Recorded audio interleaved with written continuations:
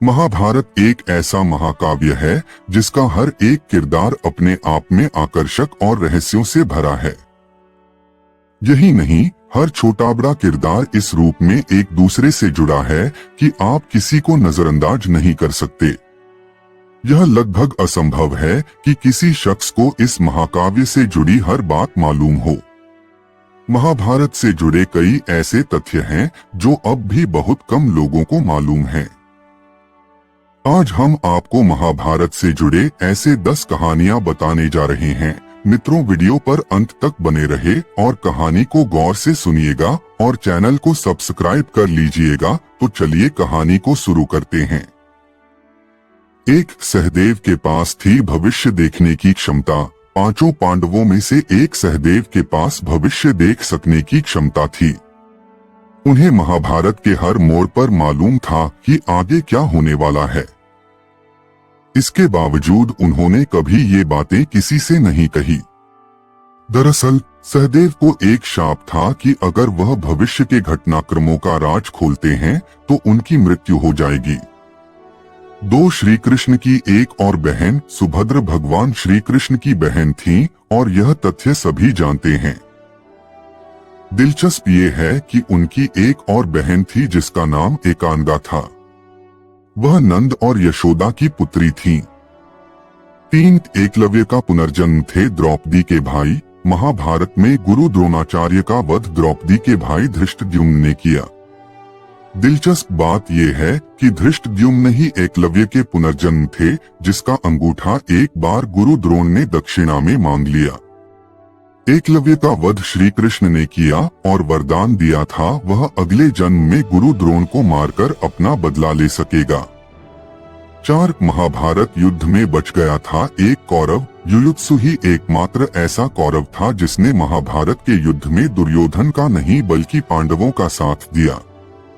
साथ ही वह एकमात्र धृतराष्ट्र का ऐसा बेटा भी था जो महाभारत के युद्ध के बाद भी जिंदा रहा। 5 महाभारत के 36 साल बाद हुई श्री कृष्ण की मृत्यु।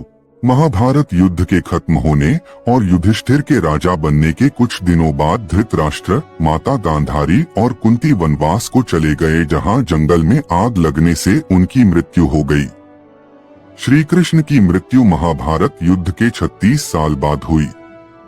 पांडव भी करीब इतने ही साल बाद अपना राजपाट छोड़ हिमालय के रास्ते स्वर्ग को प्रस्थान कर गए। 6 युधिष्ठिर का हाथ जलाना चाहते थे भीम। द्रौपदी को भरी सभा में अपमानित किए जाने से भीम बेहद क्रोध में थे और युधिष्ठिर को भी इसका जिम्मेदार मान रहे थे। वे इतने क्रोध में थे कि भैया युधिष्ठिर के उन हाथों को ही जला देना चाहते थे जिससे उन्होंने चौसर खेला और द्रौपदी को दांव पर लगाकर हार गए। इसके लिए भीम ने अग्नि भी मंगवाई, लेकिन अर्जुन ने उन्हें शांत किया। 7 दुर्योधन ने की केवल एक शादी। दुर्योधन ने काम्बोज की राजा चंद्रवर्मा की पुत्री भानुमति से विवाह किया था।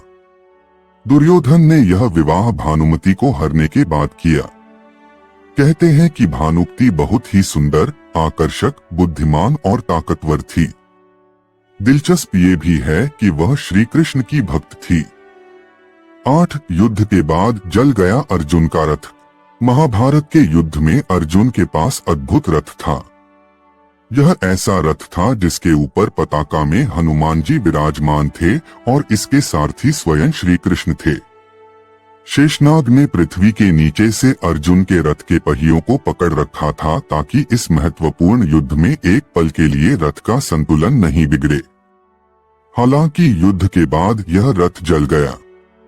अर्जुन के पूछने पर श्री कृष्ण ने बताया कि महारथी योद्धाओं के दिव्य बाणों से यह पहले ही जल चुका था और केवल इसलिए चल रहा था क्योंकि इस पर स्वयं वे बैठे थे और ऊपर पताका में हनुमान जी विराजमान थे। श्री कृष्ण ने कहा कि अब चूंकि इस रथ का काम पूरा हो चुका है, इसलिए ये जलकर भस्म हो गया।